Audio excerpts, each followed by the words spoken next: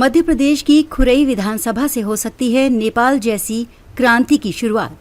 पूर्व गृह मंत्री और वर्तमान खुरई विधायक के भतीजों और गुर्गों के आतंक के कारण खुरई विधानसभा के लोग आक्रोशित हैं। न्याय न मिलने और विधायक भूपेंद्र द्वारा अपनी राजनीतिक शक्ति और पुलिस कर्मचारी और अधिकारियों का दुरुपयोग कर निर्दोष लोगों पर तुरंत गंभीर धाराओं में एफआईआर दर्ज कराई जा रही है, जबकि अपराध करने वाले विधायक भूपेंद्र के भतीजों और गुर्गों के खिलाफ खुरई विधानसभा की पुलिस एफआईआर दर्ज नहीं करती है, जिससे खुरई विधानसभा के जनता में बहुत आक्रोश है और वो नेपाल में हुए आंदोलन की खबरों से प्रेरणा पाकर विद्रोह करने की शुरुआत करने के लिए उत्साहित हैं। मालथौन के एक ताज़े मामले में पुलिस ने नीलेश आदिवासी को गुमराह करके विधायक भूपेंद्र के 3 गुर्गों के कहने पर झूठी एफआईआर तुरंत दर्ज कर ली, जबकि नीलेश आदिवासी को जब पता चला कि विधायक भूपेंद्र के 3 गुर्गे जिस व्यक्ति का बोलकर थाने एफआईआर दर्ज कराने ले गए थे, उस पर एफआईआर दर्ज न करके दूसरे व्यक्ति के ऊपर झूठी एफआईआर दर्ज करा दी है। तब नीलेश आदिवासी ने शपथ पत्र देकर उस एफआईआर को खत्म करने के लिए पुलिस को आवेदन दिया। इसके बाद से ही विधायक भूपेंद्र के 3 गुर्गे और खुद विधायक भूपेंद्र ने नीलेश आदिवासी को अपने पास बुलाकर शपथ पत्र वापस लेने और एफआईआर खत्म न करने के लिए दबाव बनाया, डराया, धमकाया और उसके साथ मारपीट भी की। इस सब से दुखी होकर नीलेश आदिवासी ने आत्महत्या कर ली, जबकि मालथौन के सूत्र बता रहे हैं कि विधायक भूपेंद्र के उन 3 गुर्गों ने नीलेश आदिवासी की हत्या कर उसे आत्महत्या जैसा दिखाई देने वाला प्रकरण बता दिया है, क्योंकि मालथौन के 3 गुर्गों सहित विधायक भूपेंद्र सहित पुलिस के वो लोग इस झूठी एफआईआर के मामले में फंस जाते जिनका नाम लेकर वो न्यायालय को बयान देता। मध्य प्रदेश में अब 1 जुलाई 2024 के बाद भी अंग्रेजों के 1860 के कानून बदलने के बाद ये हाल है कि पुलिस विधायक भूपेंद्र के गुर्गों के कहने पर तुरंत गंभीर मामले में झूठी और साजिशपूर्ण एफआईआर दर्ज कर लेती है, जबकि नीलेश आदिवासी की संदिग्ध मौत के बाद उसकी विधवा पत्नी रेवा आदिवासी मालथौन पुलिस, सागर पुलिस अधीक्षक तक को आवेदन देकर न्याय की गुहार लगा चुकी है। फिर भी आज तक विधायक भूपेंद्र और उनके 3 गुर्गों पर एफआईआर दर्ज नहीं हुई है, जिसके कारण नीलेश आदिवासी की विधवा पत्नी रेवा आदिवासी को जबलपुर हाईकोर्ट में न्याय के लिए गुहार लगानी पड़ी है। मालथौन सहित सागर में इस बात की चर्चा भी है कि हाईकोर्ट ने भी इस मामले में गंभीरता नहीं दिखाई है, वरना जिन गंभीर मामलों में तुरंत एफआईआर दर्ज करने का प्रावधान है, उनमें इतनी देर नहीं होती है। इस कारण जबलपुर हाईकोर्ट के न्यायाधीशों पर भी कानून का पालन कराने में देरी और उचित कार्रवाई न होने पर सवालिया निशान लग रहे हैं। कुछ लोगों का कहना है हाईकोर्ट के न्यायाधीश भी हाथ खड़े कर देते हैं विधायकों के मामले में। फिर सुप्रीम कोर्ट ही अंतिम विकल्प है, जो विधायकों पर कार्रवाई कर जनता को न्याय देता है। लेकिन गरीब आदमी तो हाईकोर्ट भी न्याय मांगने बहुत मुश्किल से पहुंच पाता है। सुप्रीम कोर्ट के वकीलों की लाखों की फीस और सब काम छोड़कर वहां आना जाना तो भारत की गरीब जनता के लिए विश्व की सबसे ऊंची चोटी माउंट एवरेस्ट को चढ़ने के बराबर ही कठिन है।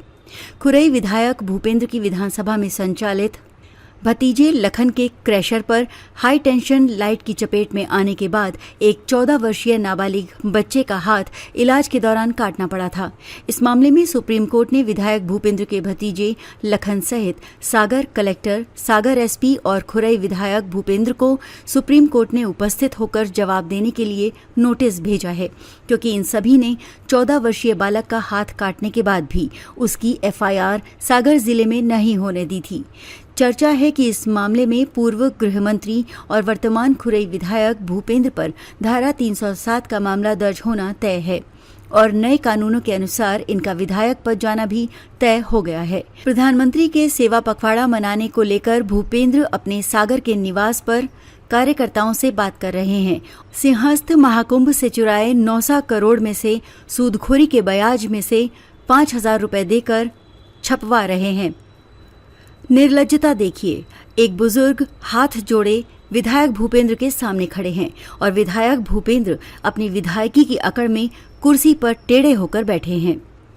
विधायक भूपेंद्र की विधानसभा खुरई उनके निवास से लगभग 60 किलोमीटर दूर है।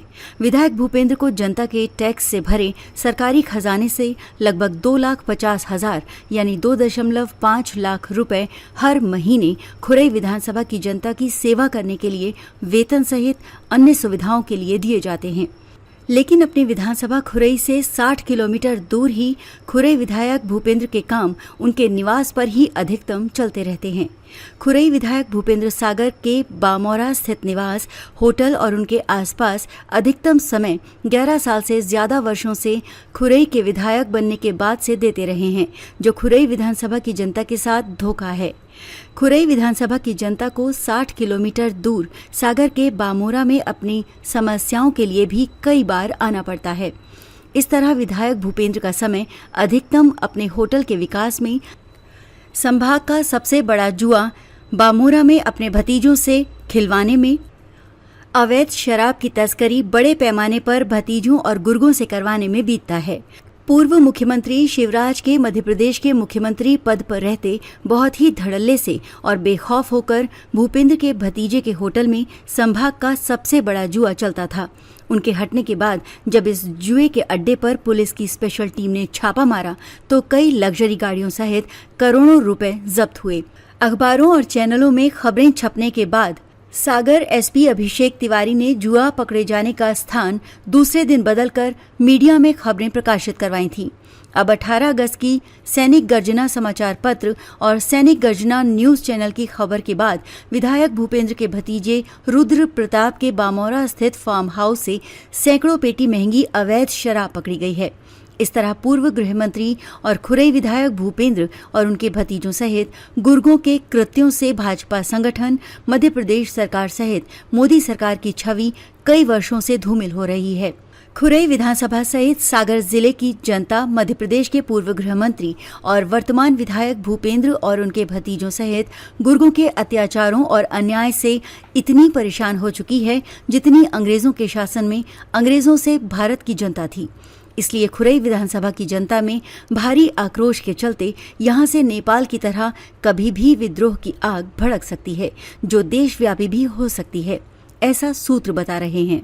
खबर को शेयर फॉरवर्ड कर पूरे विश्व में पहुंचाकर विश्वगुरु भारत में सहयोगी बनकर बिना वर्दी के सैनिकों की तरह आप भी अपना कर्तव्य निभाइए। देश और दुनिया की ताजा और विशेष खबरों के लिए देखते रहिए सैनिक गर्जना न्यूज चैनल। नमस्कार।